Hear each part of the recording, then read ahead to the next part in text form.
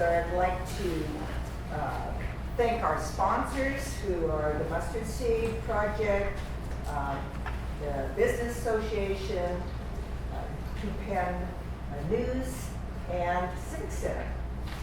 And also thank the candidates for doing this tonight, carrying this tradition that the KB has for meeting candidates in person. And so we'll get started now, and thank you so much. Hey, my name is Lisa Bryan, and I'm the executive editor of Peninsula News, and I'll be your moderator this evening. Welcome to all the candidates who are here. We do have a proxy for school board candidate David Olson, who is being represented by Katie Cornell. David Olson has a school board meeting tonight that he has to attend. So all the candidates have agreed to restrict their remarks to their own work, to always remain respectful and courteous toward other candidates, the moderator, the timekeeper, and the audience. Abide by the timekeeping rules. Our timekeeper is Kathleen Tay in the black and white here, and she will let you, what are you gonna let them, will you let them know? 30 seconds. 30 seconds and a stop. Okay, and with this many candidates, we're gonna try to go through the opening statements and everything very quickly. So we're going to keep it brisk pace, and then we'll be able to ask as many questions as possible. Each candidate will have 1 minute for opening statements, 1 minute to answer each question, and 2 minutes for closing statements. This is rapid fire, but it is the only way with this many candidates that we're going to get through the forum in the allotted time. So thank you for having to speak quickly, and for the audience to understand quickly as well. So we're going to begin with the candidates for 26th Legislative District State Senator. We have Michelle Collier and Deb Krishna Dawson, excuse me. We're going to come over here. We've got Katie Cornell for David Olson, and then we have Matt Bruin, okay. Matt Bruin, also running for school board. And then we have Jonathan Appleton for school board. Next to him is Colleen Mullen, who is running for fire commissioner, and Gretchen Schneider. And then further down, we've got Park Commissioner Linda Perry, and John Pat Kelly. Next to him is Mr. Cook, Bruce Cook, and Mark Michelle, Park Commissioner Mark Michelle. So we're going to go through. We're going to start here with Katie. Katie, would you please give an opening statement for Mr. Olson? Yes. Should we stand or sit? Whatever you like. Okay. Well, I'm here for David Olson tonight, and he's at the school board meeting, and he sends his regards. As a school board director for the past 12 years, he's been steady, honest, and focused on student outcomes. This board puts students' mental health first by limiting cell phones and social media during class. Classrooms are kinder and more focused. We led a literacy reset so every child learns to read with confidence. We opened doors for our youngest learners with transitional kindergarten and the outdoor kindergarten. We expanded secondary pathways. College in the high school is free to families, and Running Start continues at Running Start with Tacoma Community College. We launched the Aviation Academy and Drone Performance Team, and our Navy ROTC is nationally recognized. We've earned so many amazing rewards because of his leadership. Thank you. Thank you. And next, Matt Bruin. I want to use like 2 seconds to just say these two are running against each other. I'm running against Emily, who's not here. I'm sitting between them. But just for those who didn't know the dynamic here, there's 2 open seats. Me versus Emily for one, Jonathan versus David for the other. Baseline. That was at least 15 seconds. Hi everybody, thanks for having me tonight. My name is Matt Bruin. I'm a Key Peninsula parent. We live over by Lake Catherine Village. Have 2 kids. Thankfully, one just started kindergarten yesterday. That both go to Minter Creek Elementary. So, devoted parent here in the area. We moved out here about 3 years ago. I'm running for school board because I want to sort of make a change and contribute rather than just complaining. Things that are important to me are the ability to step up our communication and transparency. I think that we're lacking in that regard. Every parent I've talked to says, gosh, this problem would have been so much better if they communicated it better. I think our teachers are an asset, not just a pawn that we can move around. I think that's one of the reasons that the Peninsula Education Association endorsed me. As well as I want public school to be a safe, equal place for folks to learn. That doesn't matter your income, whether you're on the peninsula or in Gig Harbor, no matter the color of your skin, who you choose to love, anything of that nature. I think schools need to be sort of the great level playing field. Thank you, Matt. Jonathan. All right. Thank you. My name is Jonathan Appleton. I'm excited to be here, and I'm running for the Peninsula School District Board of Directors, position number 5. The key reason I'm running are my kids. They're here tonight. I've got 10-year-old twins in Pioneer Elementary. They just went into 5th grade, so one more year in elementary school, and I want to serve my community. I want to step up. Like Matt, I'm also endorsed by the Peninsula Educators Association, and I also feel like we need new leadership. We need parents involved in the school board to help make some new decisions. We're coming up on our 5-year strategic plan for the district, and we need some new voices to meet today's challenges, and I'm really excited for the opportunity to answer some questions tonight, but also to meet you guys afterward, and I put all my material over there, so do not hesitate to reach out to me. I want to answer any questions you guys have. So I'm really happy to be here, and thank you all for coming. Thanks so much. Thank you, Jonathan. Now we have Colleen Mullen, candidate for Fire Commissioner. Good evening, everybody. My name is Colleen Mullen. I'm from basically Minnesota, Minneapolis area. I'm a retired Minneapolis fire captain, 22 years. I have an MPA, Master's in Public Administration, and a Bachelor's in Fire Administration. I came out here to retire and got bored. So I'm here, and I think I have lots to offer the fire department. I'm really excited. Thanks. I'm Gretchen Schneider. Hopefully I'm as short as Colleen was. I have been the KP for just a little over a year. I moved here from Arizona. I have kind of been a little all over the place. Grew up in a small town, 3,000 people from 5th grade to 12th grade in the middle of Iowa. Our volunteer fire department had 1 ambulance and 1 fire truck, and it was volunteer. I worked for our Mesa Fire and Medical Department in the city of Mesa. About 500,000 people, very large fire department, 24 stations now. They just broke ground. And I've learned a lot.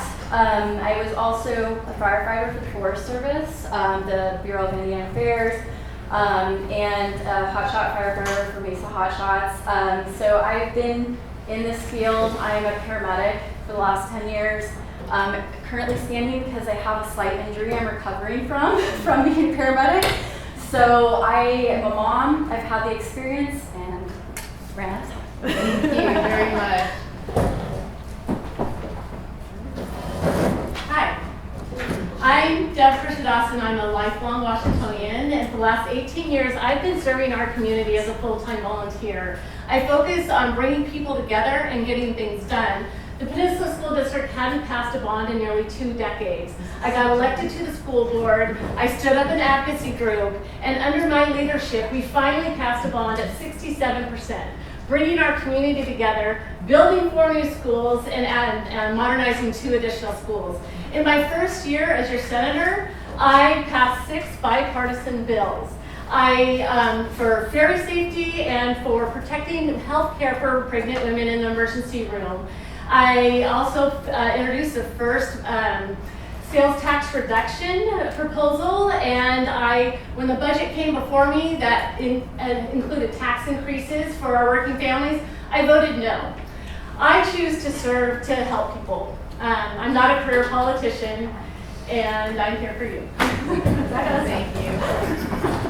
Hello, I'm Representative Michelle Caldier.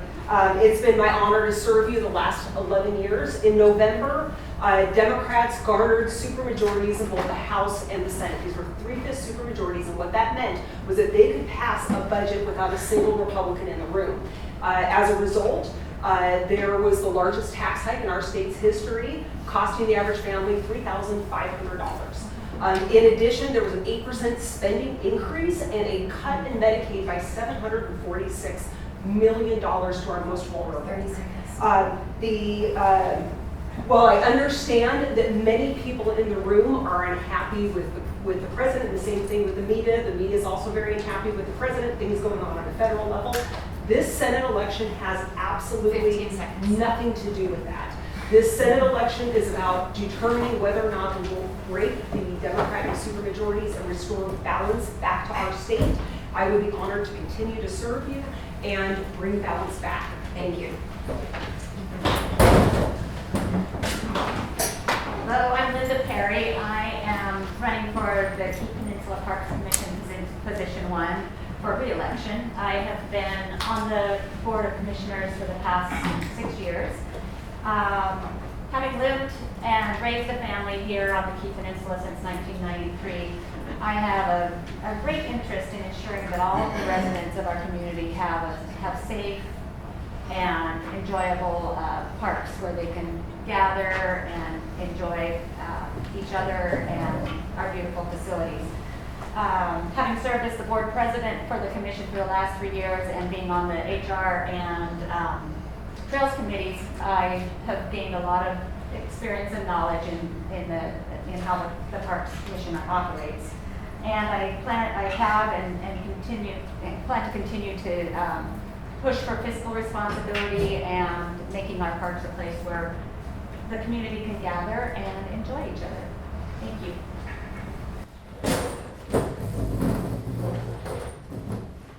Hi, I'm John Pat Kelly, and I'm also running for the Parks Board.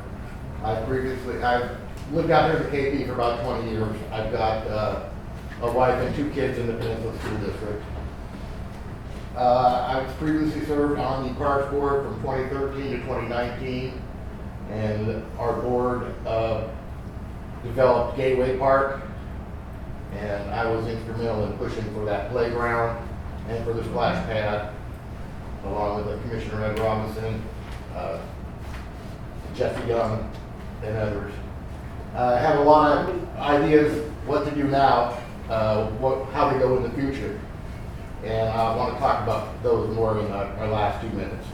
But I also want to say real quick, I'm also elected fire commissioner, and I have helped bring transparency back to that board, financial responsibility, and I would really enjoy the chance to bring that community focus to the parks as well. Good evening, everyone. I'm Bruce Cook. I'm running for Key Pen Parks Commissioner, position 3. I'm a local businessman and also a prayer leader in our community, active in church activities. So my primary, even though I help invest and manage the endowment for the University of Texas system, when I lived in Texas before moving here about 15 years ago, I think my primary qualification for running is I'm a grandparent.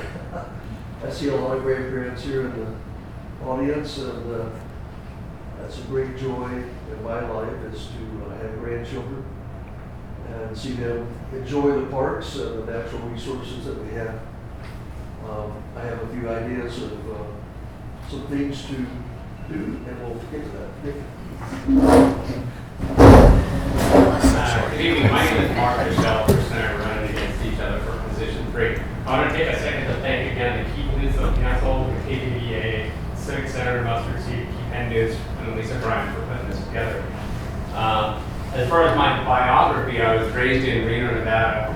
I went to school at Willamette University, served as, or was a carpenter, worked in retail, football coach in high school for our high school team, was in the Air Force, pilot for Alaska Airlines, 30 seconds. And I've been a Parks Commissioner since 2011. Since then, I think I've been the board president for maybe 7 or 8 years out of the previous 13. Tons of accomplishments in that time. forgot a PTA president from 2004 to 2006 for Evergreen Elementary. Tons of stuff that I'm incredibly proud of and love to talk to anybody about those accomplishments that the board has had over the previous 14 years. So thank you. Well, that was impressive.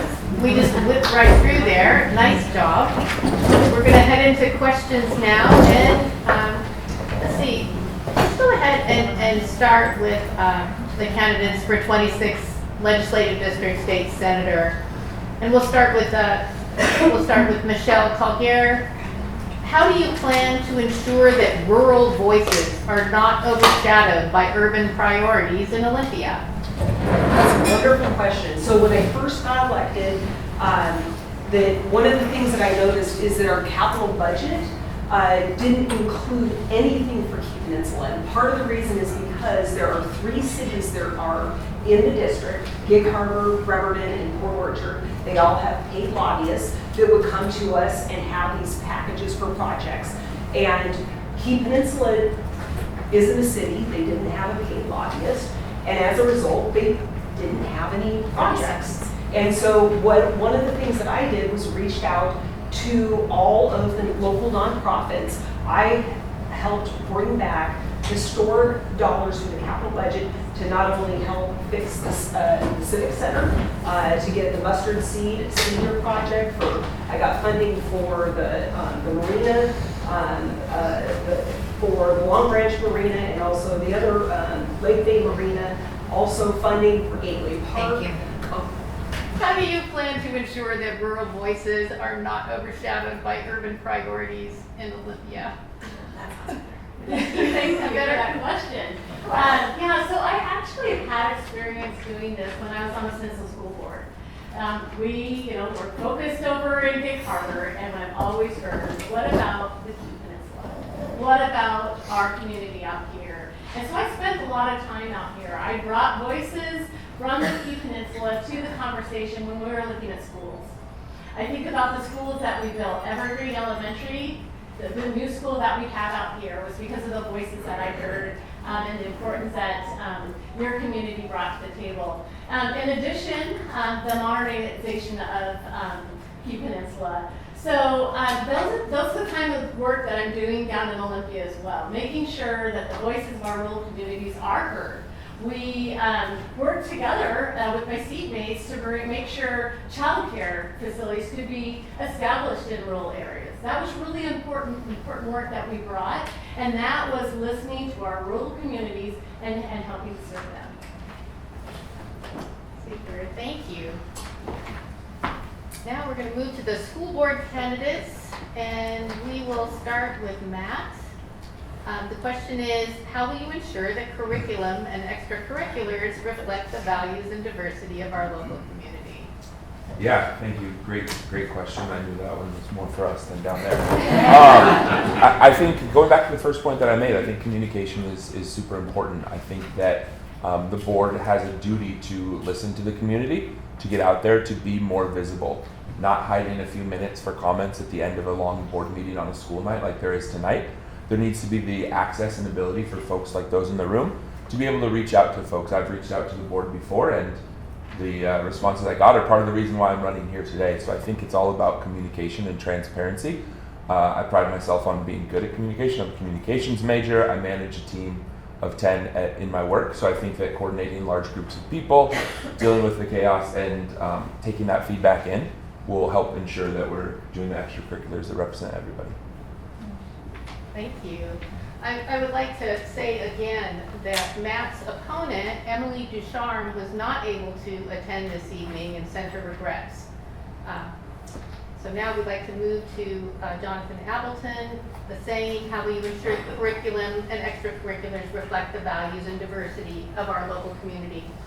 Great question. I actually just invited the head of the curriculum for the whole district to coffee because I really wanted to dive in and really find out what it takes to make the curriculum and really dive in to find out all about the different metrics and the process for the teachers involved who are piloting all the different curriculum programs. Diversity is a big part of my family, and it's a big part of my values. It's one of the reasons I'm running. in my work life, one of the things I do is I coach and lead small teams. So I have 9 different offices that I communicate with, and that's the kind of approach I'm going to take on the school board. So I want to go to Evergreen, I want to go to Purdy, I want to go to Mentor and actually talk to the teachers, talk to the principals, and find out, are these priorities lining up for extracurriculars in the curriculum? I think what I've heard from too many teachers is, unless you live right next to the district office, you're not getting visitors. And I think the board and district officers and district employees need to actually go to the schools and hear firsthand. Thank you. Katie Cornell is here for David Olson. I don't know that you came prepared to actually answer questions for Mr. Olson. I can answer this one based upon a few things. That's Super, okay, I please think. do. Yeah, but if I can, I'll say no. Thank you. No. Well, I think some of the things to know is that if you look at history, what David Olson's already done in creating an aviation program, drone performance, junior RTCs, he's built so many amazing programs. I was at an event he's recently at where they're talking about AI incorporation and so many different things. And so I think if you look at Gig Harbor schools as is, we are one of the best school districts in our state. I personally just moved here just for that. I grew up in Port Orchard, and we envied Gig Harbor schools my whole life. It was like, those are the good ones, you know, when you come from South. And I think if you look at the track record of what's going on, my daughter's in photography class, my son is in the video game programming class. There are so many amazing things. And I think the really important thing that's important about David is we have to keep a balanced budget to be able to execute the things. We can want a lot of things, but we actually have to manage things well. And he does a great job in making sure the superintendent is held accountable to the goals that the parents set, and that we can execute everything that's on the heart of our school district to do, and it comes through management and overseeing that. So. Very good, thank you. Let's see, let's move to the park commissioner candidates, and we'll start with Mark Michelle. Mark Michelle, why are you qualified for this position, and what are your goals as commissioner? It's an excellent question. Thank you very much. I've been in the position since 2011. What inspired me to run was, as a PTA president at Evergreen, I felt like they were kind of disproportionate, or not represented enough. And so I wanted to be a part of the board, the parks board, so that we could get kids involved in activities. Since then, I've gotten thousands of kids involved in the trail systems, 30 seconds.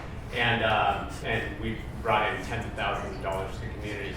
What really inspired me to run is we did a Red Barn volunteer ride. So recruited volunteers to take the Red Barn kids on a ride. And it's incredibly inspirational to hear a girl who's not been out on the trails before say, "This is the best day of my life." So, I mean, it was super inspirational, and I've got lots more stories I can talk about, but that's why I wanted to be part of it. Well, thank you. John Pat Kelly, why are you qualified for this position, and what are your goals as commissioner? Well, I'm qualified because I have done the position of park commissioner before. Also, I'm currently serving as a fire commissioner. What I would really like to see is I would like to see a return to a more community-focused parks department where we have the kind of events like we had with the 4th of July celebration where you see all your friends and neighbors there. It seems like the events anymore are canned and a lot of out-of-towners. I would really like to see us spend our tax money on our kids, our seniors. They're being underserved by the park district. Thank you. Linda Perry. Thank you. As far as qualifications, I've been being the commissioner for the Key Penn Parks for the last 6 years, and very much enjoy it and have delved deep into what it takes to bring these wonderful parks to our community, keep them operating and running smoothly, and add to them in ways that are fiscally responsible, but also requested and enjoyed by the community. I personally use the parks a lot. I walk there, I bike there, I ride horses there, I gather with family. So I have a vested interest in these lovely parks that we have, and I just feel that it's very important to listen to the community and make them what the community wants and enjoys. And we do offer a lot of really great activities that the community does come and partake in, and I hope to continue that. And Cook. Why are you qualified for this position, and what are your goals as commissioner?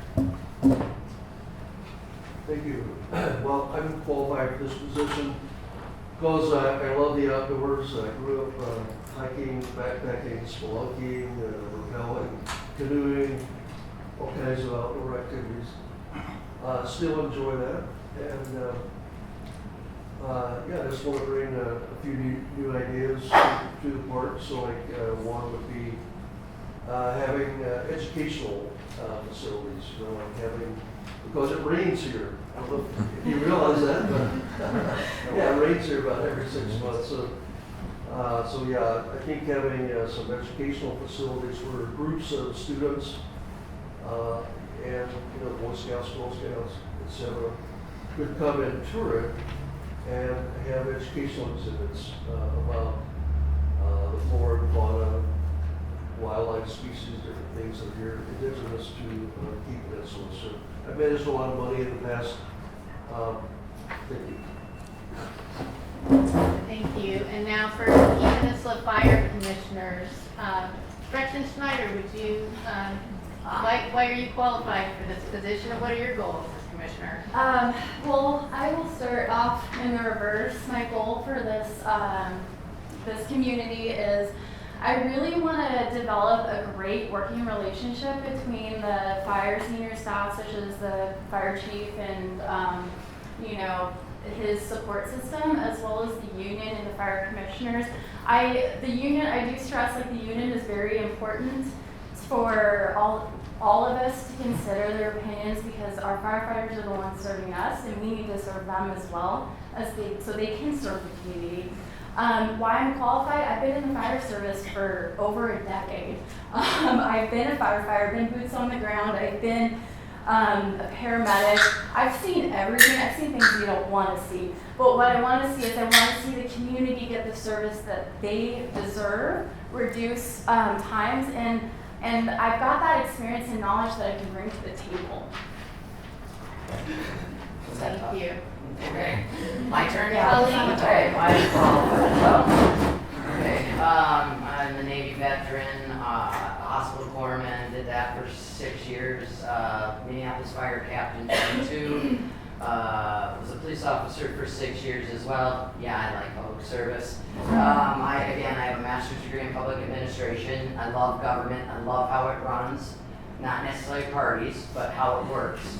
And that's really important to me. So save you guys some money. And I also want to focus in on patient care for people in the community. Okay? I don't care about buildings or property. Right now we need to focus on people that live here on the KP. Okay? We have one working fire pumper. If that doesn't scare anybody in this room, it scares the shit. It scares me. Sorry. It's okay, so I'm sorry, that's the least of my I will do. So anyway, it scares me, so if I'm afraid, I think you all should be just as concerned. Okay, we don't have enough firefighters or equipment. Thank you. Thank you. So back to the 26th Legislative District State Senator, Deb Krishna Dawson, what is your stance on balancing environmental conservation with rural development, especially regarding forest lands and shoreline protection? Yeah, so a lot to think about that in Washington State. We have more and more development, more apartments going up, more roads coming in.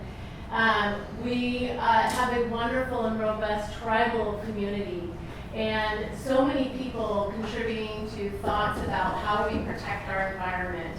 And I think it's important to stay connected with those folks. I've been out with the tribes talking about some of those issues, working with Washington State Department of Transportation, working with our counties and our cities to make a thoughtful, balanced approach so that we're not destroying our environment to take away our salmon. We're not destroying the beauty of our Washington State. And so I think it's going to take a lot of planning and partnerships with many different people. Thank you. So, the planning actually was done way back in the 70s, and that was with the Growth Management Act. And there's been problems with the Growth Management Act since. So the Growth Management Act prevents a lot of development in rural areas. So the concern that there's going to be a whole bunch of development is not really a realistic concern in Washington State. One of the problems with the Growth Management Act is that they designated areas called the urban growth area around the cities. It's expensive for the cities to annex those from the county because the county has not maintained those roads or any of the sidewalks or anything. And so the cities have not annexed those properties in. So as a result, there's few areas where they can develop. So one of the things that I have been trying to work on is changing that and allowing those areas within the urban growth area to be annexed within the city, so that way those areas at least we can do development in. But here out in the rural areas, there is already so many laws to protect. Okay, we're going to go back to school board candidates, and we'll start with Jonathan Appleton. What is your plan to support student mental health and continue to improve performance post-pandemic?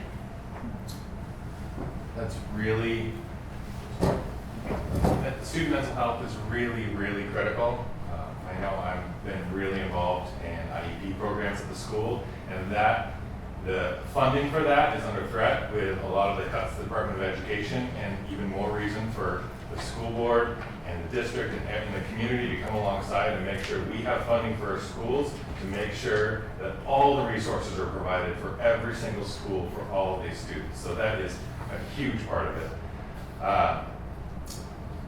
Sorry, the second part of your question. Oh, the second part was how to continue to improve academic performance. Yes, that comes back to accountability, 100%. And that's one of the reasons I'm running, is because there was a lot of issues that I feel on the school board lost a lot of trust in the community earlier this year.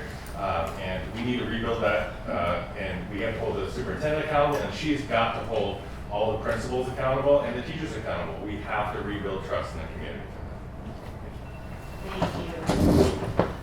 Katie, would you like to respond for I'll David make Olson? a statement here. So David Olson is proud of how this board and district made schools safer and more welcoming. Last school year, they completed a comprehensive review of our harassment and intimidation and bullying policy and overhauled it from top to bottom, tightening expectations, reporting, and follow through. We also put student mental health first by limiting cell phones and social media during the school day, so classrooms are calmer, kinder, and focused on learning. And so at least to speak to that part of it, as well as I know post-COVID, as you know, like Gig Harbor High, for example, is a new principal. There are changes that are being made to tighten up and fix some of the issues that have happened in the past. There's been new administration brought in for different things, and a lot of different changes happening to constantly adjust as things go to make sure that we maintain the best outcomes in our state and in our nation. Thank you, Katie. Matt, would you read the question again? Oh, I think I got it. So mental health is super important to me. I am an adult who is not diagnosed with ADHD until I was a working adult. I have a son who's 7 who has ADHD and anxiety and is dealing with a school where, unfortunately, he's had 3 different principals in the last 4 months, so he was impacted by that, which, to the second part of the question, not helpful for kids that are that young. He doesn't have a cell phone. It's great that he can't use it, but it's not something that's going to be helpful to him. Mental health is super important. He spends a lot of time with the counselor at our school, at the school. He now does have accommodations so that he can have success, and I think it's important that students all across the district know their options that are out there so that they can get what they need to have success. Nothing's worse than a bored student or a student who can't focus. That has a lot of potential that we can unlock. When it comes to academic success coming out, I think continuity and leadership, and as Jonathan said, holding people accountable is super important. I have a 5-year-old, born 3 weeks before COVID broke out, essentially, and a 7-year-old. These are the kids that their whole lives, that's all they've known. So we need to set them up for success with some continuity. Thank you. Now for the fire commissioner candidates, we'll start with Colleen. Colleen, what is your plan for regaining the trust of the taxpayers for the Peninsula Fire District? Okay, so my plan is basically transparency. If elected, I'm gonna say and do what I need to do to take care of that. Yeah. What else? Say the question again. I think I missed What is something. your plan regarding for regaining the trust of taxpayers? Okay, so I don't necessarily have a plan. What I really, really want to help with is patient care, safety, and fire. Again, we have 1 fire bumper. Do I need to say anything else? It's 6 firefighters working in a day. So I want to change that. That's my plan. Okay? Thank you. Brandon? There's not much more to say than that. Transparency is key. My plan with the transparency, that idea of trying to get this build working relationship between the union, the firefighter, the chief, and the commissioners and the public, like that is to build a better foundation so that we can be transparent to the public. So transparency is key, and I'm a big believer of I'll believe it when I see it. So we're not going to get their trust until they see it. So we got to work our butts off and get that trust back by showing them what's going on. Like, I don't like this idea of hiding things, or I want it all out there. And I mean, Elaine just said it. Like, we're both on the same page about transparency. So, Thank you. And for the park commissioner candidates, let's start with John Peck. Ellie, how will you expand recreational opportunities while preserving the natural character of Key Penn parks? That was the question I was waiting for. I think the first thing we need, and it wouldn't cost a whole lot of money, is a basketball hoop at Gateway Park. All right. There is some place where kids can go and hang out if they can get a ride. But we have right now the most fastest growing sport is pickleball, and we have it now here in the Civic Center, or we'll have it soon again. But no pickleball at KP Parks. And we have property on the Miller Creek estuary, people down there fishing all the time. The parks have been getting complaints about people using the restroom in the woods. Well, there are no facilities.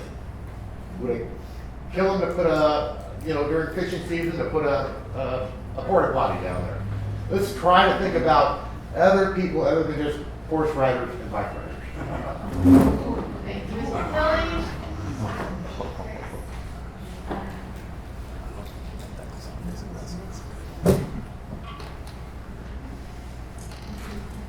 Linda Perry, how will you expand recreational opportunities while preserving the natural character of Key Penn parks? Thank you. The Parks District is doing a lot to expand, like for instance, the Frisbee Golf course at the Volunteer Park is being expanded right now from 9 holes to 18 holes. We have partnered with the Civic Center to improve the gym, and I'm pretty sure that includes the relining it for pickleball, which is a very popular sport. We do enjoy seeing youth and adults riding bikes and horses in our parks, but we also promote activities from groups for educational opportunities. I really enjoy the monthly bird walk where people from all over the community can come, and there's a naturalist there to talk about the different bird species in our parks. And preserving the natural, I guess not. Thank you. Bruce Cook, how will you expand recreational opportunities while preserving the natural character of Key Penn parks? Well, I agree with John Pat Kelly. I think we need some basketball hoop goals and a couple of parks that would be helpful. I think trying to strategically plan the acquisitions and the development of the property that the park already has, but also that it wants to acquire in the future, where they can have longer routes, where people that want to run marathons or want to be able to run all the way up and down the Key Peninsula, where they have longer connected trails. And then finally, I would just say educational facilities, again, as I said earlier, it rains 6 months out of the year here, which is a good thing, but we need to have some educational facilities so that we can teach them about the types of evergreens we have, types of wildlife for school groups.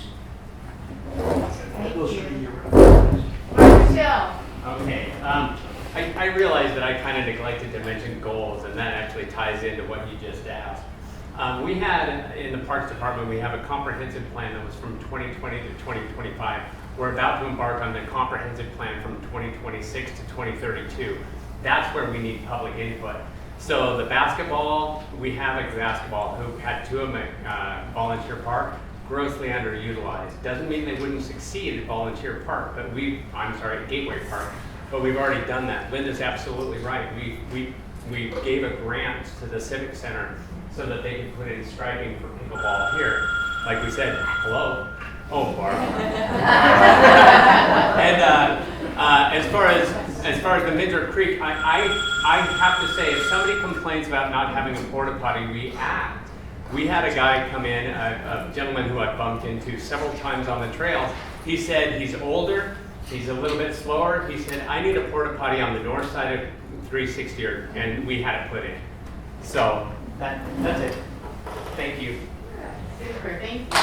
Michelle Caldier, how will you support legislation to improve infrastructure and broadband access in rural communities like the Key Peninsula? Oh, thank you for that question. Actually, I helped pass a bill to allow the public utility districts because, as you guys know, Comcast has a monopoly over here. And one of the issues is that in rural areas, it's too expensive for them to bring that out. So one of the things that we passed was allowing public utility districts to have that as an option to families. And that was a huge push because basically we're going up against Goliath, and we were able to get that to happen on the KISAP side. And the next phase is to get that rolled out across the whole state. So I know that broadband is a huge issue out here, and something that I have received a lot of inquiries on, and I worked with Comcast and actually put down more here, but it is definitely not enough, and we need competition in that market. Yeah, this is something that we fought really hard for when I was on the school board, when COVID hit, and we needed to deliver education to kids remotely. Broadband was really important. Working with our county council, Robin Denson at the time, Derek Young, helped to establish that out there to make sure kids have that connectivity. I'm on the transportation budget, so I work very closely with the chair of that budget. Or that committee, and I make sure he understands that transportation infrastructure issues that we have here, and that is the important thing, is that we need to keep raising our voice and making sure that they understand what is the priorities in our 26th district. There's a lot to handle in the state, so I as a legislator need to make sure that the transportation budget is focused on the things that we need to deliver here in the 26th.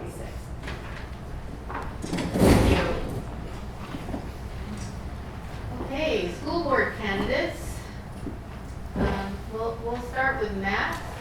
Matt, how will you advocate for equitable funding for schools on the Key Peninsula for the legislature, given the transportation and staffing challenges?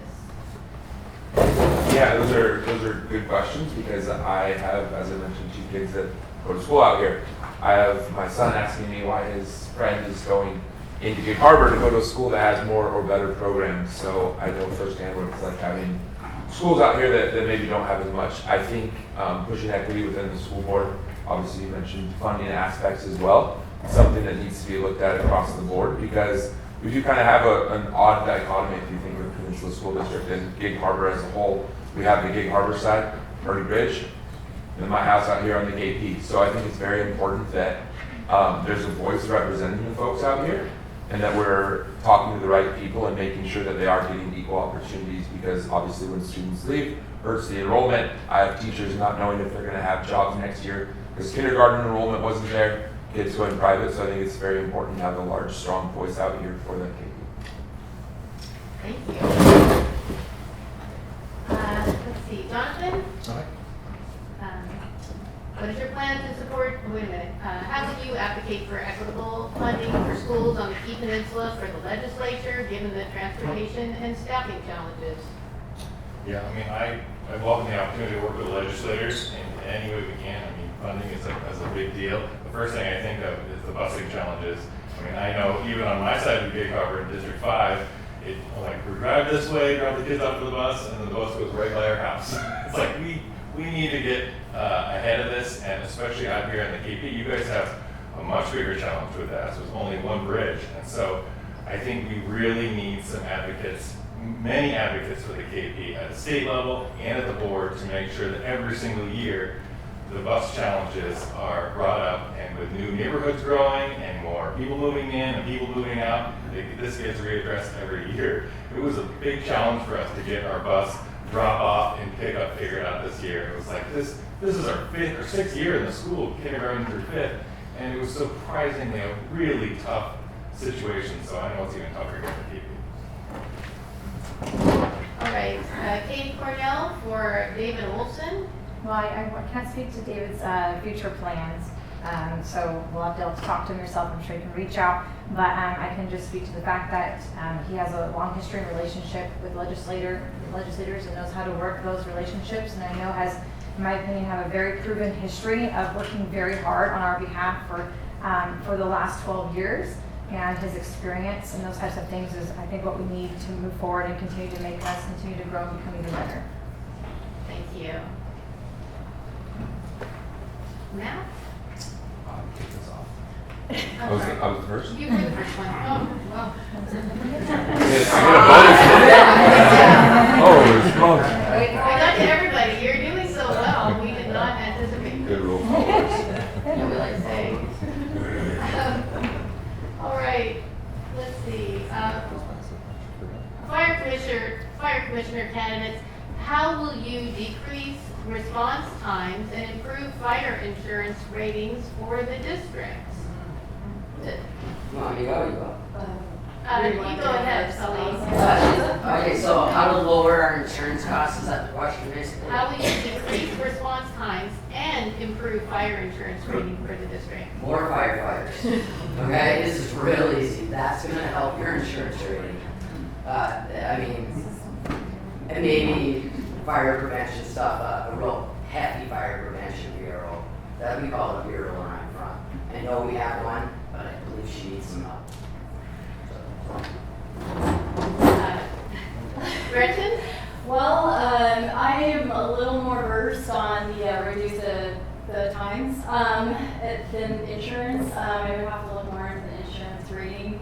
But as far as reduce transportation times and response times, yes, we need more firefighters. However, how we acquire more firefighters needs to be more strategic and more creative, and not necessarily more firefighters. Single response, people like myself, who's a paramedic, who can show up to EMS calls and provide EMS service instead of getting a full-blown fire truck responding. And so that is a strategic plan that I see we could implement on the KP with the working relationship.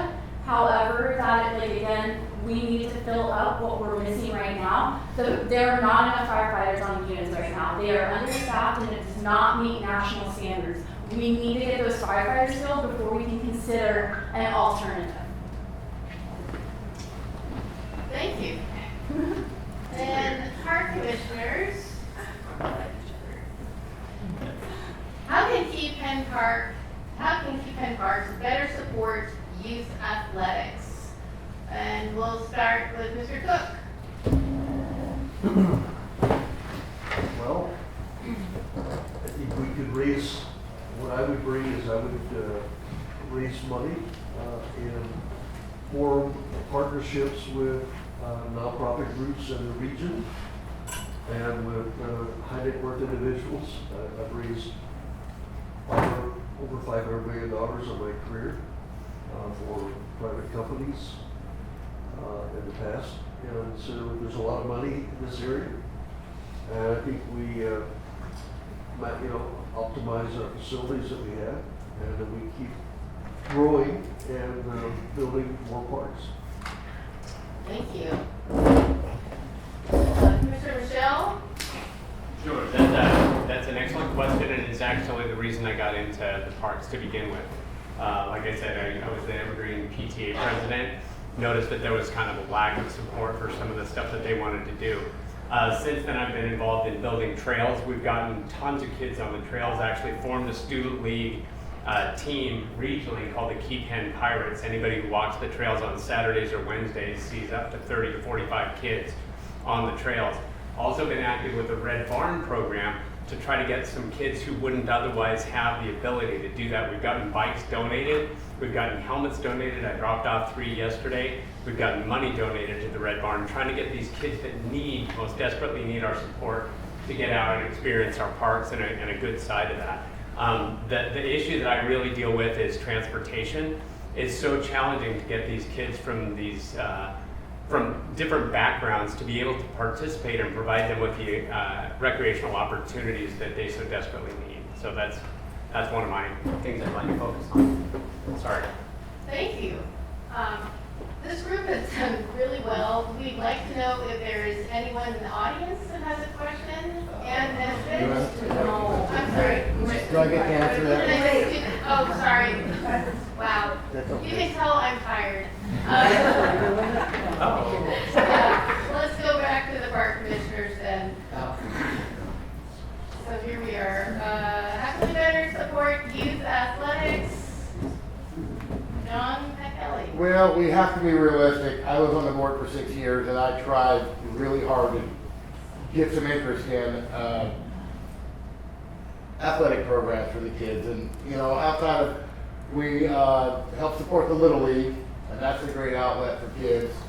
But, you know, the programs really right now, with our park budget, the programs are good. They're going to have to go to Gig Harbor, Penn Net for that. But I think if we have more variety of recreations in our parks, that kids are naturally going to play in them more, run around. And I do appreciate the parks has a program coming up to get kids away from their cell phones. Absolutely great idea. In Taylor Bay, for example, you know, Bruce was talking about an educational center. We need to do some development, make that a marine education center. I think that'd be an awesome location for it. Well, we need to listen to the community members and hear what you guys want and what your kids need as far as youth sports. Some of the things that we currently offer are the Little League has a very successful program that's run they conduct it there at Volunteer Park. They also have the Frisbee golf there. There's a soccer group that plays soccer. They've started already this fall. The skate park and the basketball hoops have been in place, but they've been a little underutilized. There's been talk of even some polo cross there on our fields. We have some of the nicest ball fields in the area. And yes, there's a lot more to be offered in Gig Harbor, but we can strive to fill some smaller niches of things that kids can do. And again, we're working with schools to help kids get programs that are non-cell phone based. Thank you. I'm going to go back to Ann Nesbitt, who I called on before. Oh, okay. I'm Ann Nesbitt. I'm here as volunteer battalion chief for the Peninsula Fire. This is directed to the candidates for fire board. Both of you made some statements saying you want to build relationships with the union firefighters. Looking around, I don't see any. I see a whole row of volunteer firefighters. We are a able to fulfill the gap that requires what needs to be on first due, which is why we will always be a combination fire department, which means combination union and volunteer firefighters. 5 years ago, operational decisions were made which severely cut the volunteer program.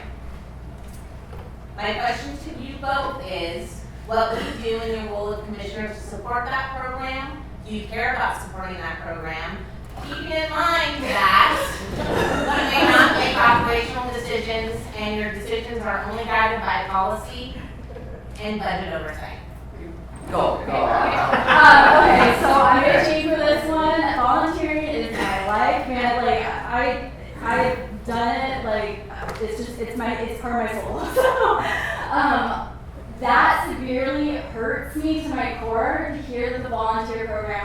short.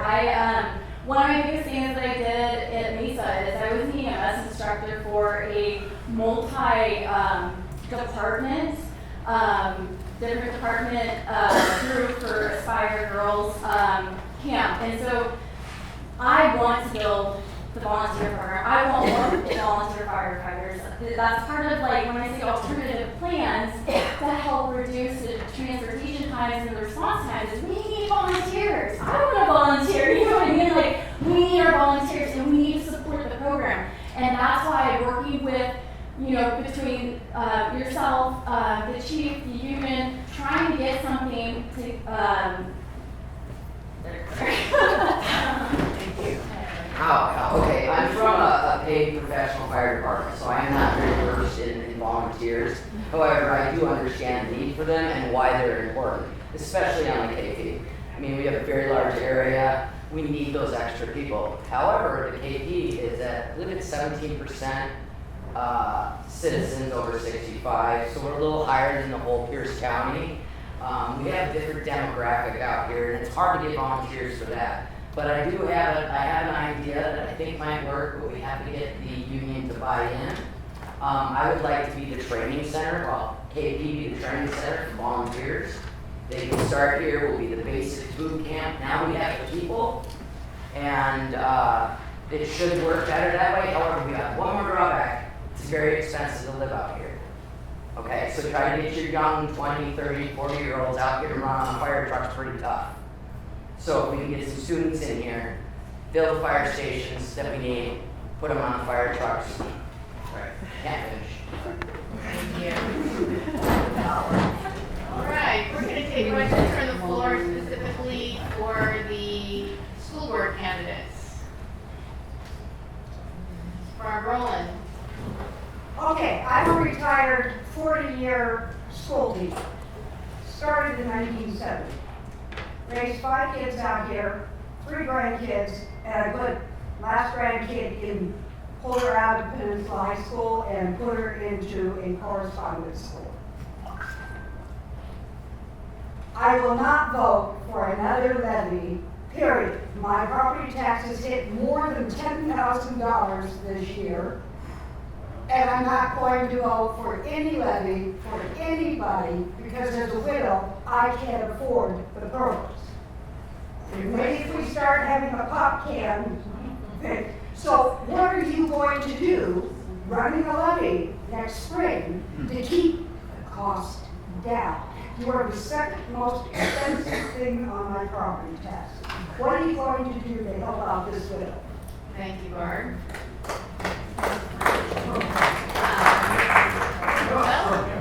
Jonathan? This is the number one question I get when I knock on doors. And it is so important that we have and pass a bond levy next year, but we don't have to ask for more than we need to. And that is the real critical point, is when the board and the superintendent and the CFO are all working together to come up with whatever that number is. It has to be right to invest in the long term of this community, not just the short term, the long term, because that's what bonds and levies are for.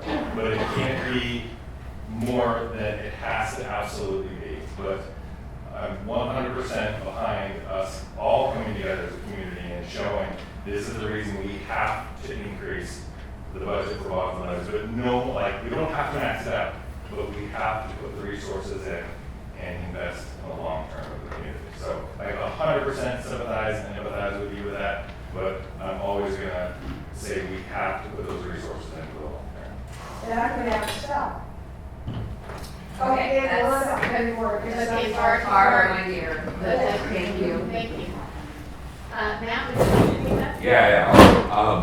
I was speaking last week at the Chamber of Commerce and heard very similar things from people who, my grandma lost her house because it got too expensive to live and not here, over in Allen Terrace, other side of the sound.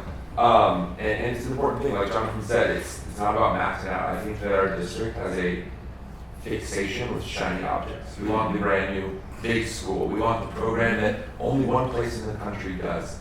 We need to focus on being the best for Gig Harbor, not being the best in the state or the best in the world. How about we do the best for the community? Part of that is the folks that their money is going into my children's education. One, I appreciate that, but we need to do a better job of taking care of the things we have and not getting to the point where we have to tear down schools. I heard a story last week at the Chamber of Commerce. Guy, similar age group, said he's seen an elementary school rebuilt 3 times. That's ridiculous. I went to University of Washington, I went to buildings built in the 1800s that I had freaking AI IT classes in. It's crazy stuff. Katie, are you comfortable to answer for Dave Wilson? No, but just thank you for bringing that up, and that's a very good question. And I second that as a homeowner. Thank you. Thank you. Okay, let's take a question for, I have a question. question for school board? Yeah. Okay. So I'm a Amber parent. Lennon.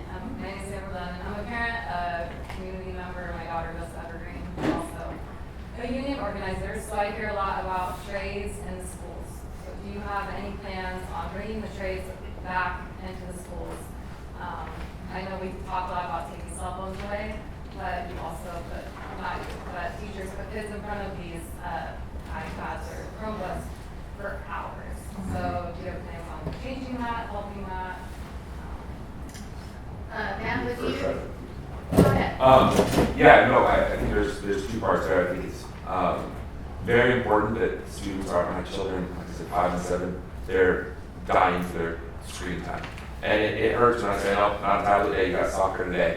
And they go to school and that's what they do for the rest of the day. So I think it's very important to make sure that we're limiting that. It can't be a crutch to how we educate. It needs to be complementary in how we use it and when we use it. To the first part about the trades, I think that I think I'm understanding the question the right way. I'm somebody who took an indirect path to where I was. I gave community college 3 different shots, stuck the 3rd time, and then went, as I said, to the University of Washington. So I think it's important to educate folks that there are different paths. It doesn't mean, hey, when you graduate, you need to go to a 4-year and that's it. Or you need to go to a 2-year, or you need to knock out those credits while you're in high school. I believe in high school or when you're in high school. So I think it's important to partner with the trades to make sure that those options are available. I was just chatting with one of the heads of the career development within the Peninsula School District, and I was so excited to hear her plans on getting the trade schools and apprenticeships involved in the future career fairs and field trips to go visit prospective employers. My neighbor across the street, she was just telling me how her daughter had a great experience, went to Wazoo when she graduated, but her son was like, that is not the right path for him. So he's going into a trades for plumbing, and he's so excited about it. And it wasn't through the school where they made that connection, but I was like, what an opportunity. Like, we really need to be pushing for that with our kids.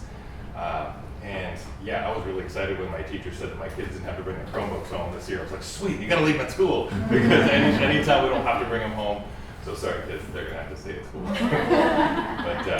But yeah, so that's a huge challenge because a lot of the tests are now just all on computer too. And I'm telling you, there's a big difference between testing on a computer and testing in front of your teacher. So that, my dad talked to you. Beautiful. Katie? No. You're good? Okay, all right. I'd like to promises for Dave. I'd like to give the school board a pass here for a minute, the candidates, and move over to the 26th legislative district. Do we have questions from the audience for the legislators, sir? Yeah. Would you say your name, please? Yeah, my name is Joshua Hardwick, and this question is for Deb Christmasodon. There's a bill that came out this year that it appears to allow a convicted felon to be let go 18 months early if they're going to work in childcare. So, how did you vote on that? Yeah, well, I voted yes, but let me recharacterize what the bill actually was. So it actually is in place now. It's 12 months program. And what this bill is actually doing, what this program is actually doing, it's trying to reconnect folks that are ending in their time in prison and serving their time, getting them back successfully into our community. We want them to be able to be reconnected. They're doing it through a very monitored program. They have home security, or they have to be in a home, and so they're monitored. And so what these people do, they're able to find work, they're able to find housing, they're able to reconnect with their family, so that they're successful in re-entering the community, so they're not re-offending and going back into our programs and continue to stress out. So that's actually what the program is. But And only it if is they're- already in place. It's 12 months. We've extended 18 months because they're seeing success with it. Thank you. Can I respond to that? Of course. Okay, so actually the version that came over, people, convicted felons would be let out of prison 18 months early to become child care providers. And the version that came over from the Senate that she voted for said that you could be a complete stranger. So in appropriations, I was able to get an amendment put on to state that they had to have some form of a relationship. It is a very loose form of a relationship. In the bill, your taxpayer dollars will be paying for fentanyl testing strips and naloxone. So that is the efforts to keep children safe. I personally believe that we need to protect children. As you guys know, we have the number one, the highest rate of deaths. As of June, there was 92 fatalities and near fatalities for our children. Our state is moving in the wrong direction. We need to protect children more than we need to protect criminals in our state. I think this is the wrong way to go, and I was a solid no. Also, one of the other things that was in there, you don't even have to have treatment. So there's a lot of people who are in prison who are.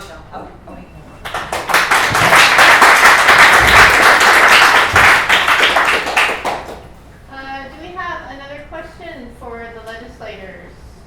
You know, it's going to take 20 minutes, or it's going to take at least 20 minutes for everybody to have their 2 minutes.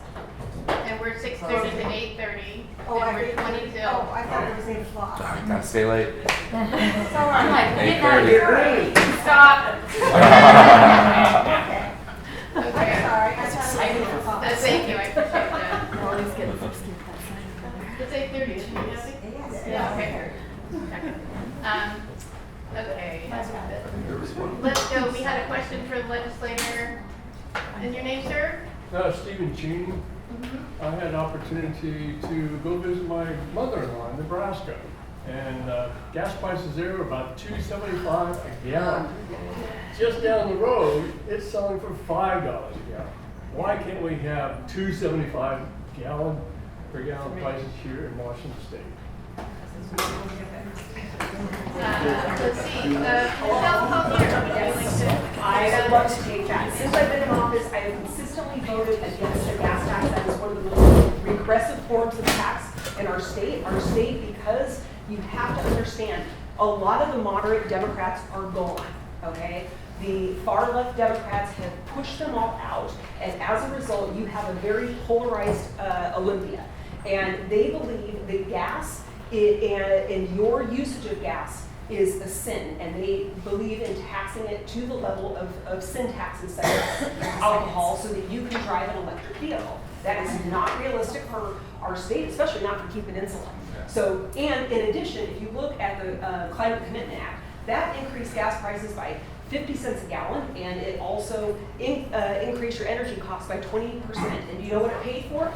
They lied on the ballot. They said that it was going to pay for bridge infrastructure. It was going to pay to make it so your asthma is not getting worse. Instead, what it paid for was pedestrian walkways and for bike pathways so that you can walk, and that is how you're going to save the environment. And I voted against that.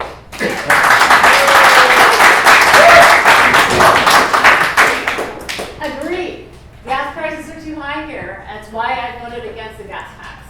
I think about that. I grew up with a construction guy. My father, he drove from Puyallup to Everett every day for 2.5 years. That's 6 cents per gallon. That would have really hurt our family. And I see that more and more with all of our working families. We've got to take off the tax burden off our working families, off our seniors. We've got to work that way. That's the voice I'm bringing to the Democratic table. I'm bringing that moderate voice. I'm making sure that the majority party is listening to that, because that's the work we need to start moving towards. We need to start believing that. I called, again, on the transportation budget, I called the chairman of the transportation committee, asked, why is our gas cost so high? The foundation of getting the gas is more expensive here than it is, say, in the Middle East, Midwest. Thank you. So, for starters, the base price of our gas is much higher than most states. And then on top of that is the taxes that we're putting on, and we need to stop putting those gas taxes on. Thank you. another question. We have a question for the park commissioners. We could take a question there. Bruce Murray. I'm Bruce Murray. I want to ask the park commissioners, what do you feel are the possibilities for the use of volunteers to enhance maintenance and stewardship of park properties? Thank you. Let's see, Linda Perry, would you like to start? We love our volunteers and the wonderful people that volunteer, not only here on the KP, but everywhere, are very somewhat overstretched. We definitely encourage volunteers. We just had several hours worth of volunteers help us install brand new playground equipment at Home Park. And we've had volunteers from the Nimitz group at the Naval Shipyard come and help us with some benches and tree planting in Gateway Park. We definitely encourage volunteerism. I go out and volunteer on work parties, pulling Scotch broom and fun things like that. But it's just a good way to build community, and we definitely encourage it. We are actually hiring a new volunteer coordinator who should be starting early next year. Thank you. John Kelly. So I was elated to hear from Tracy that they're hiring a volunteer coordinator, because I've been saying for a long time, if the parks had the volunteer force like we have in the fire district, you know, our parks would be so much better. And I think that, you know, even without a volunteer coordinator, something needed to be done to keep some volunteers in. I've volunteered for the park several times in the past, haven't received an email or a phone call or anything, because if they asked, I'd come. So I do look for opportunities where we can use volunteers, but we need a stronger group to draw from. And to do that, we might have to offer them a little bit of something, you know, some kind of a perk for volunteering. Thank you. Mark Michelle. Okay, I agree. We used to have a very robust volunteer program. Most of the trails in 360 were built by a volunteer. We used to have Parks Appreciation Day where we had tons of people, whether it was from one of the religious groups around, one of the churches. Those were really well attended. The pavilion and Gateway was volunteer built. I think that one of the things that hurt us was COVID. We had a volunteer outreach prior to that, and that kind of went down. We've also had some administrative changes that haven't been as, like I said, as active about recruiting volunteers. It makes me a little bit sad that we don't have that many people participating as we used to, because there was just tons and tons of work that got done by volunteers, and that I think is important to try to reintegrate that as a sense of community to get everybody involved in helping our park system be robust again. Thanks. Thanks, Mark. Bruce Cook. Great question, thank you. I personally have served on over 20 nonprofit boards, and as a trustee, as a director during my career. I know the power of volunteers. Even at the local church I'm part of, we have one paid pastor, a very, very small part-time assistant, and over 100 volunteers. So we get a whole lot done. The majority of everything that's done is done through volunteers. So that's my mindset. And I know that in the past, for the parks here, the Rotary Club, the Lions Club, they've been very involved in some of the projects here at Gateway Park and some of the other parks here. So I think it's a great thing we should be doing, and I'm glad to hear that there's a coordinator being hired. Thank you. Do we have more questions for the school board candidates? What about you guys? We think. Jerry? I'm Jerry Marsh. I'm in the Fire Department for 52 years as a volunteer. Now,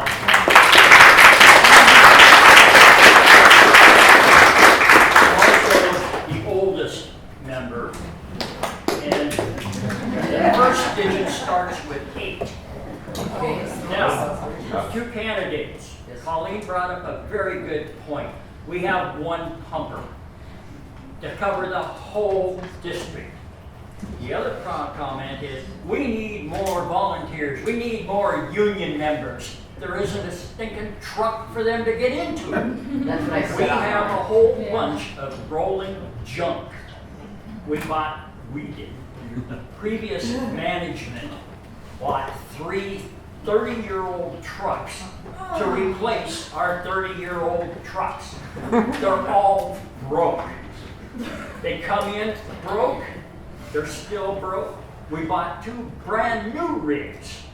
One of them, I told the assistant chief, don't buy that brand. Well, right now it's going into legal problems with that rig because it's broken. Yeah, what's your question, Jerry? Okay. What are you going to do about it? All right, put me on timer. The last 2 years on the Minneapolis Fire Department, I was a logistics and engineering officer. I designed 13 fire engines for the city of Minneapolis. We had to do more with less. I took them down to $300,000 per engine pumper for the city of Minneapolis. That was 10 years ago. It still can be done.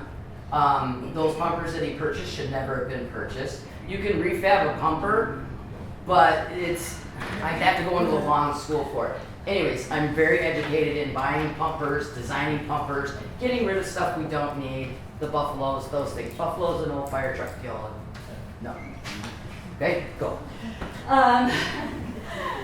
I'll try to be very brief as well. That should have never happened. Colleen does, I will admit, she does have more experience in this specific thing, but however, I am very resourceful and I love to research the heck out of things.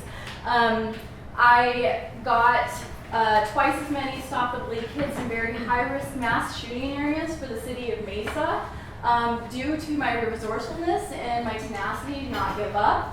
I will do the same thing. I know people in many different fire departments throughout the United States that are close friends of mine. I will research the best equipment that we can afford and talk to everybody. Research. Find the best dollar, but quality dollar item, and so that does not happen again. It's unacceptable. I think it fit that in. So I'd like to take one more question for school board members, if anyone has one. Ann Nesbitt? And that's been community member and parent. My kids both went through Evergreen all the way through PHS.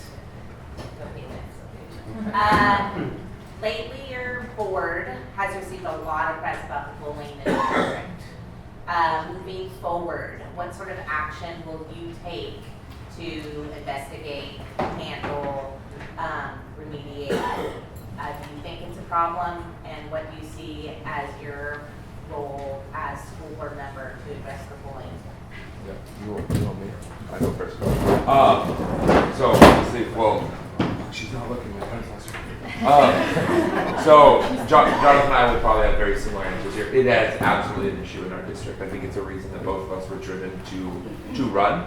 My son is somebody who has been bullied even in transitional kindergarten because he paints his nails or he wears girl pants, which are the Target leggings that everybody puts their 5-year-olds in. So I think it is a huge deal. We did, as a district, invest in the harassment, intimidation, and bullying study. I'm pretty confident that we were not transparent about how that was executed and what was shared with the community. I think that's something that we need to dig into. We need to look to see the whole story of what an outside party did find about our district.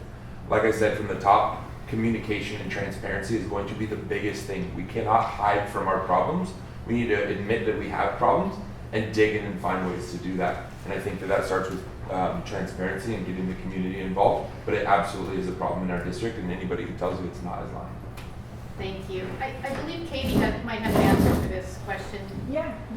I was going to say, I think that last year, as you mentioned, that review, the whole thing, that now I don't know a lot to that point, but my point that I would make is that we need to give that time to see how those implementations work. and see how those improvements take place. I've been a part of organizations where if you change, you spend all this time and energy doing all these things, and then you never implement the plan. You just change the plan over and over and over again. I think that I look forward to seeing the results of the plan that is brand new and is just put into place. Thank you. Jonathan? Yeah, I'll echo a lot of what Matt said. It's absolutely a problem. It's one of the motivations and the reasons why I started to run for the school board. Yes, the district has put some new policies in place, but that's just step one. Like, you can have the best policies in the world, but if you don't have accountability for it, we've got a big problem. There was a community task force that did investigations and interviewed community members and students and teachers, and what they found was our policies were not being implemented consistently across 17 schools. That's a problem. So if you have the best policies, you have to hold them accountable. So the board has to hold the superintendent accountable. The superintendent has to hold the principals accountable. They all have to be on the same page. And that was the problem. And it's an ongoing problem. The community task force said this is a problem that's been going on for years, and it has to stop now. So I'm sorry, yes, I'm happy we had some policies, but we don't have time. We have to do this now. This is our future generation. So yes, this is personal for me. You can see I've got a pretty diverse family, but. Thank you. Do we have any more questions for the legislative candidates? Let's see. I'm going to call on this gentleman here. My name is Mike Gabriel. I have a question about property taxes. When and how each of you voted for House Bill 1296. Did you both hear that question? Okay. So do you want me to go first? Sure. Okay. So I will tell you, so 1296 was a 55% increase in what the levies, the schools are allowed to charge you. So they're going to come and ask for your vote for the school levies. Barbara, what we're talking about. What passed out of Olympia was a 55% increase, $1.8 billion to your wallet. And I voted in opposition to that bill. There was also, in that bill was originally a 1% to 3% inflator. That what was taken out. One of the other things that I did put forward this year was a $240,000 homestead property tax exemption. So the first $240,000 of your taxes would be exempt. That did not pass, but I will continue to fight for that. I was the key negotiator for having the senior exemption, and it did not go far enough, but I do believe that we need to have greater exemptions for seniors and people with disabilities. I may have the numbers wrong, but 1296 is a different bill. But having said that, I did vote no on tax increases. We're in an affordability crisis right now. We cannot continue to put the working families, our seniors, with more taxes. So we need to consider that. We need to make sure that we're taking that away. I did introduce the first sales tax reduction proposal that has been introduced in decades. It didn't pass, but I think we need to continue to look at that. How do we take taxes away from our working families, our seniors, versus just, where's our revenue? Let's take these taxes away from the most people struggling most in our district. Amber, I'm going to let you ask one more question to the legislators. Thank you. Amber Glennon, community member, parent. So we're seeing impact about the Republican budget in our community, including cuts to healthcare and the risk of closure to rural hospitals.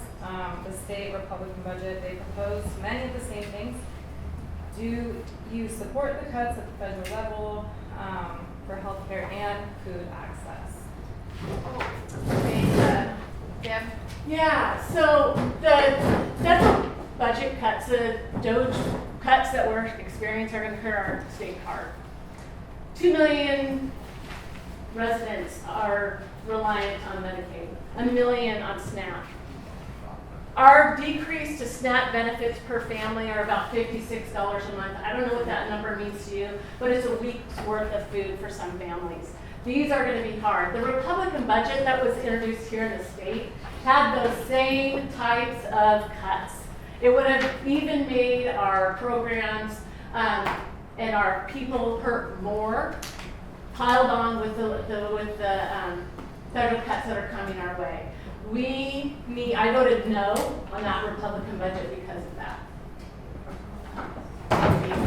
Okay, so I'm a little confused by that, because in the state budget, the Washington State Democrats were the ones that cut $746 million from the budget. They also passed House Bill 5083. Then what that did was it shifted all the costs to private citizens to the average cost for those private plans of $1,400 for a family of 4 per year. I voted against those. The state budget has harmed the hospitals so much. I got the support of the Hospital Association this year because I voted against all of those. We are looking at hospitals closing because of that. Once again, this is not the federal government. I believe that regardless of who we have and who you like on a higher level, we need to do everything in Washington State to get those federal dollars. Those federal dollars are half of our state budget. Half of our state budget. The majority of that is with Medicaid. I was the only person that wrote President Trump and asked him to reconsider any Medicaid cuts. I think it's time to move into closing statements. And I think we'll start with Mark Michelle and work our way down this way. We have 2 minutes per candidate for closing statements. All right. One of the things that I failed to answer a little bit was the volunteer part of the last question. In one of our comprehensive plans, we went out and surveyed the public.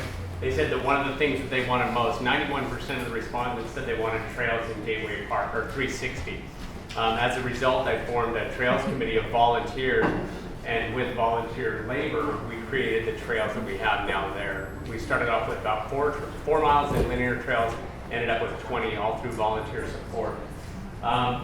The most important thing for me, there are several issues coming up. We've got that, as I said, the 2026 to 2032 comprehensive plan.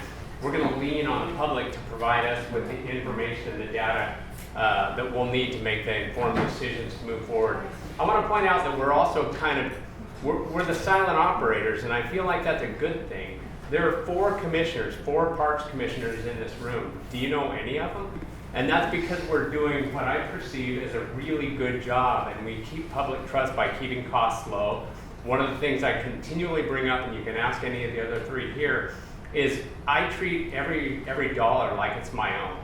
I don't want to spend $1 unless I feel like it's coming out of my wallet. And that's the return on investment that I would like to see. The things that I see coming up that are most important to me is expansion of Gateway Park. One of the things that I've lived in fear of is having an event, thank you, for 2 minutes, that was 1 minute and 30? Holy Toledo. Is Gateway Park. We have these events in Gateway Park, and I live in fear of some 16-year-old trying to make a left turn onto the Keikki Highway and getting T-boned. We need to expand Gateway Park to move it to the east. That's going to come up on the comprehensive plan. Key central parking so we can diversify the trail use and the use of the park. And then working on a linear trail, which could connect, which could connect, I'm sorry, I got thrown off by your stop sign. Oh. Thank you so much, I appreciate your support. All right, again, I'm Bruce Cook, appreciate your vote in November, and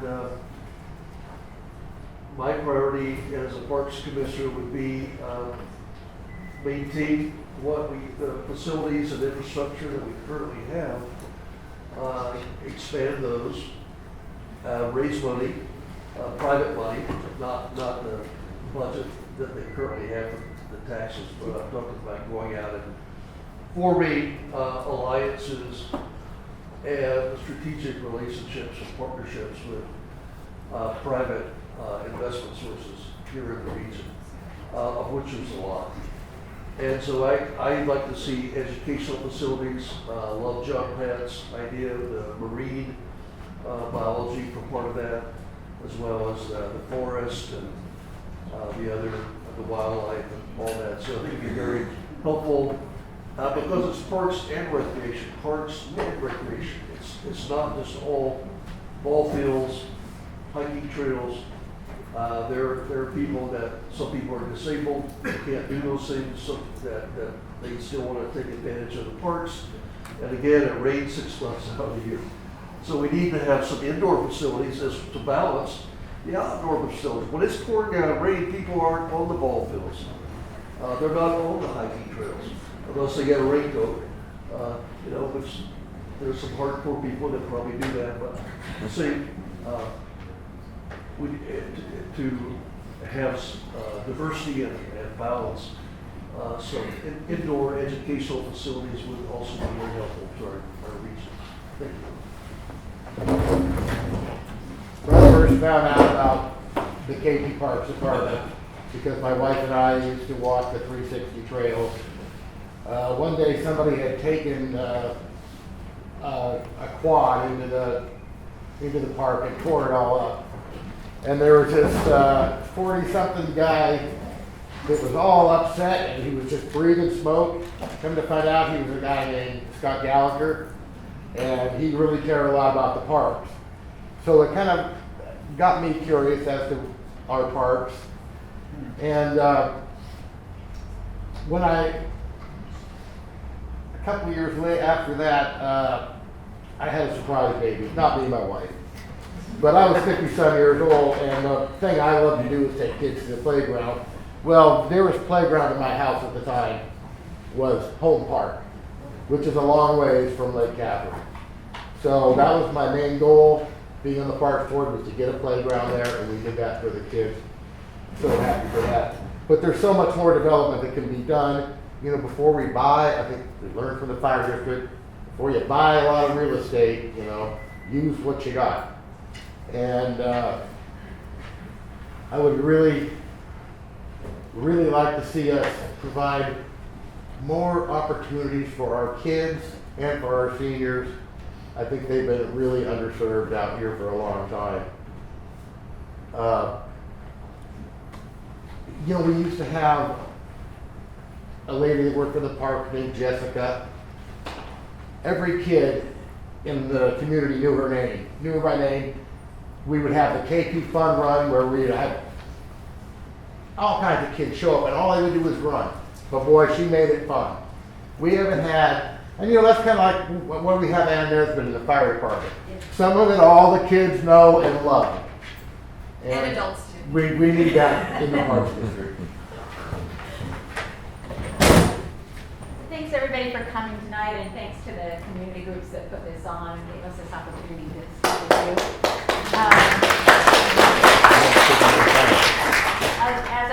As a Keep Parks Commissioner for the last 6 years and board president for the last 3 years, I've really come to admire the Parks District that we have in this community.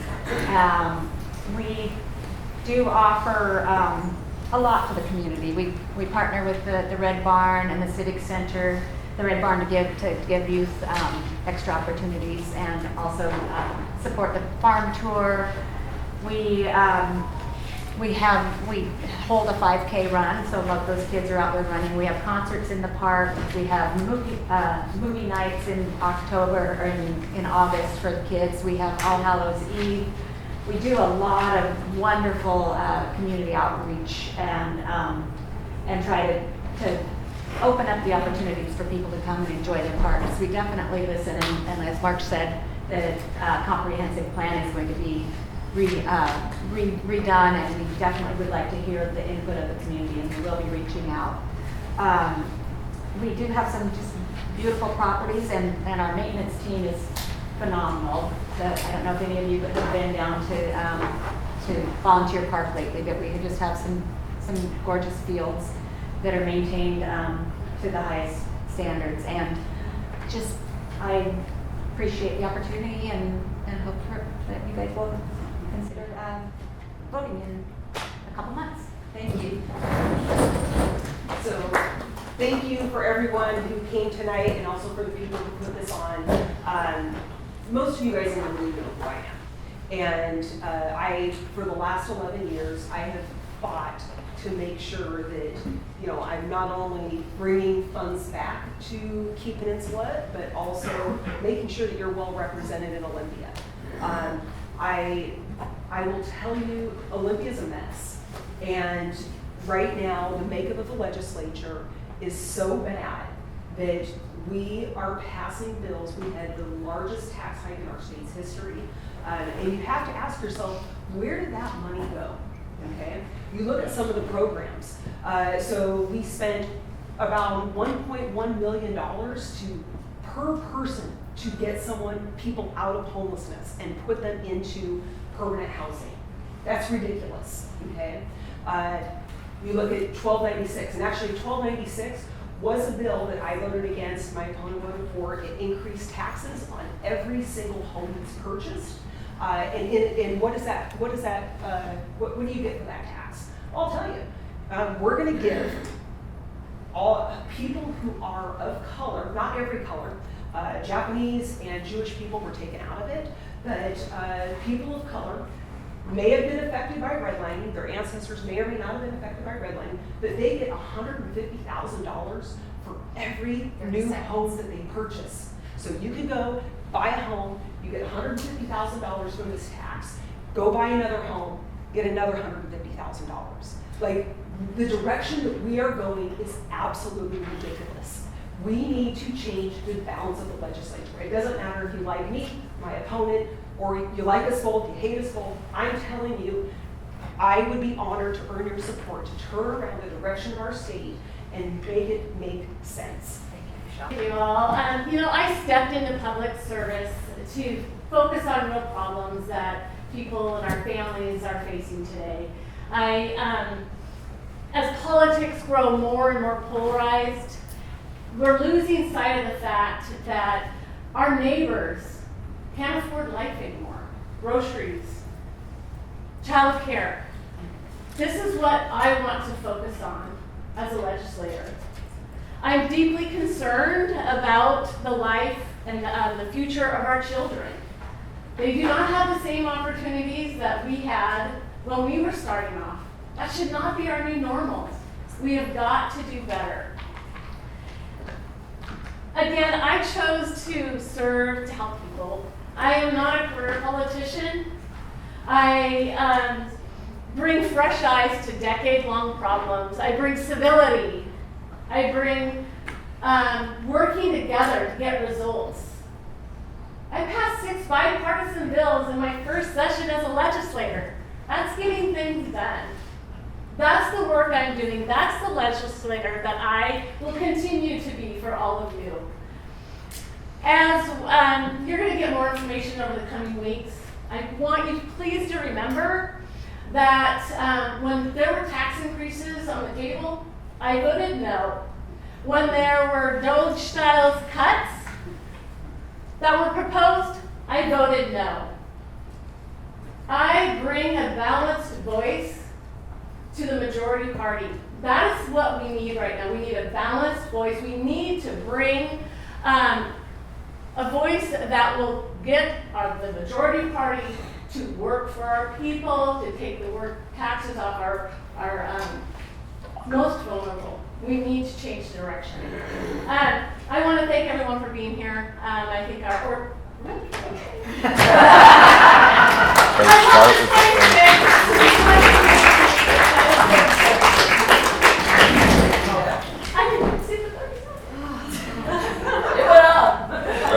Thank you.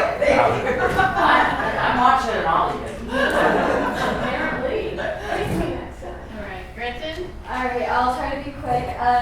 Why did I run? I ran because I was hearing and seeing negative things about the fire department and the fire commissioners online, and it hurt me.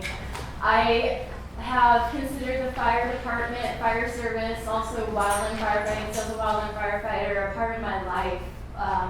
It's been my home for the last 10 to 15 years. So I just want to say, experience, I'm a mom, I'm a kiosk coordinator, I've had management experience that I haven't even discussed about, I've owned my own book business. Volunteering is very important to me. I really want to make a robust volunteer program.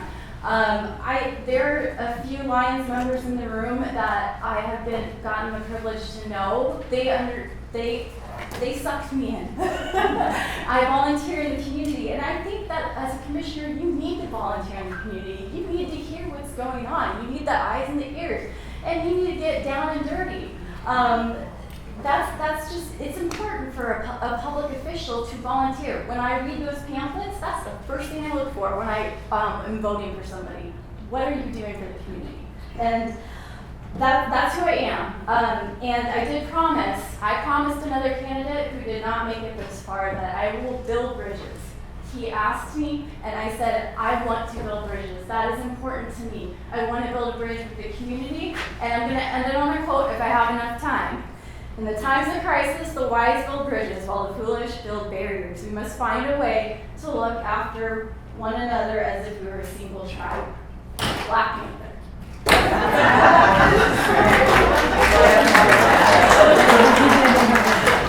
I'm going to be real short then. I want to thank the volunteers tonight. Thank you for being here. I'm very, very proud of you for being here and showing up for the fire department. Obviously, the union members aren't here.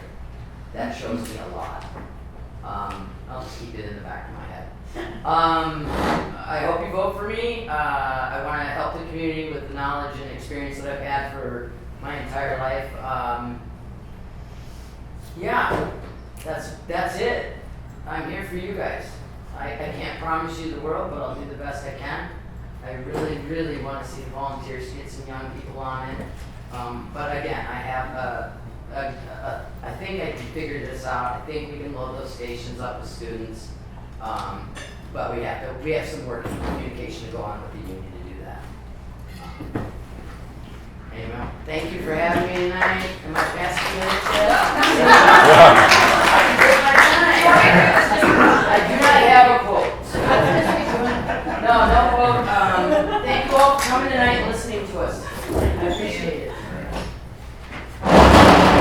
Again, I like what everyone else said. Thank you guys for coming out tonight. I really appreciate it. School board position is really important. It's nonpartisan and it's volunteer. Okay? And right now, only 2 of the 5 board members actually have kids in the school district. I think that's really important. I have some skin in the game here. Okay? When we talk about academic excellence, I have to get this right. This is really important. Okay? I've got a lot of volunteer experience. I play guitar and sing. I lead worship. I've done that over 20 years. Multiple different churches in the harbor. I volunteered with my kids' preschool and then their elementary school. For my work, next month I celebrate 25 years with the same employer. I feel old enough to have worked anywhere 25 years.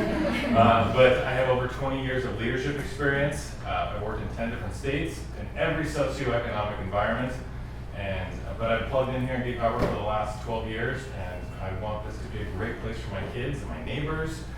And listen, I'm all for experience, but for the school board, sometimes it's time for some new ideas, from some fresh voices, from parents who have kids in the school district and actually have some skin in the game with this. So I think it's really important for the leaders to step up and be unafraid to say and call out issues of racism, homophobia, discrimination, and bullying.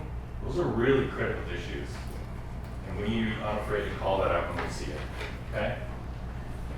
And lastly, I just want to say, in support of teachers, there's several retired teachers in here. Thank you for your service. I really appreciate it. One thing I've heard from a lot of teachers this year was that they felt really discouraged about the freedom of expression. We need to be encouraging teachers' voices and supporting them. And I'm very blessed to be endorsed by the Peninsula Educators Association. Thank you for taking the time to listen to us. Please reach out if you have any questions. Thank you for your support.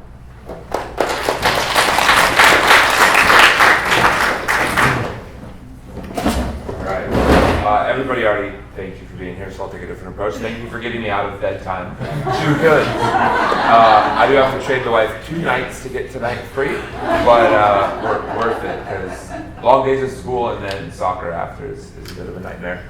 Also want to, as Jonathan said, nonpartisan volunteer role. I do want to give a shout out to Emily, who couldn't be here tonight, who I am running against. Emily's a great person that I've got to know. I think she has some really good ideas. I still hope that I win, but I think that our district will be in good hands regardless of who wins that seat. I think our district needs to change. if anybody thinks that our district is going great, you'd be the first person that I heard that from. So we need somebody who's going to come in there and stand up to the folks that are already there. My job, if on the school board, is not to micromanage the superintendent. I'm not a superintendent. To my knowledge, nobody on the board currently is a superintendent. Why are we micromanaging somebody whose career has been doing this? We can't have that. How do we get to a better school district for everybody, not just my kids, Jonathan's kids, everyone's kids in this room and neighbors? It's really three things in my view. It's the community involvement and transparency. I think it's incredibly important that people are heard. When we had the principal swaps that happened out here, I had 4 different reasons why my principal was moved. None of them I think are true. We had public records requests, none of it worked out. And then the principal that moved to us actually left the district because she didn't want to be a part of it. Holy smoke. Second, teacher, well, I started off with jokes, it's my fault. Second is the teachers. I have teachers that, especially during this, that I still talk to, that define who I am as a person. The work that a strong teacher can do on a student is immeasurable. And then the third is an equal opportunity for everybody. It shouldn't matter which side of the Purdy Bridge you live on, or where your family's from, or how much money you have for the opportunities that you get, or how you're treated at the school.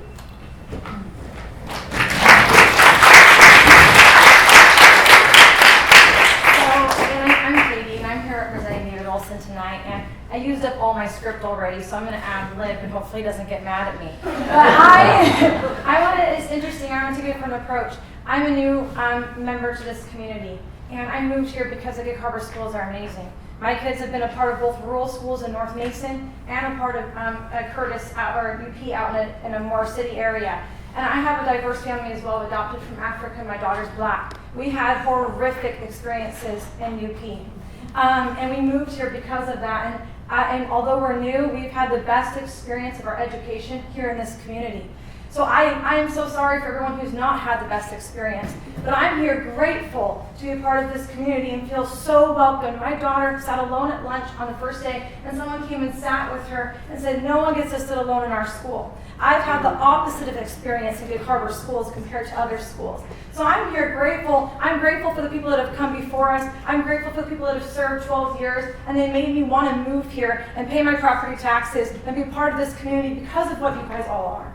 And so I'm a little scared of drastic change because I'm like, I just got here and I think it's amazing. And so I don't know all 5 members, I don't know all the issues, but what I do know is we need people with experience that can continue to make things better. And I know personally from David, he doesn't think the work's done. He doesn't think that things are perfect. He's not, he doesn't have his eyes covered to think that everything's just great, let's just rest this out. No, he is here and committed to make things even better than they already are. And I'm like, man, how can it get even better? I already think it's the best that it is. Because if you've been a part of schools elsewhere, I grew up in Port Orchard, I grew up everywhere. I'm grateful, and I think that we need to be grateful for the people who have been other people that have served on this community to make it worth moving and paying $1 million for a house when it shouldn't cost that much because the schools are amazing. So anyways, thank you, and I'm just excited.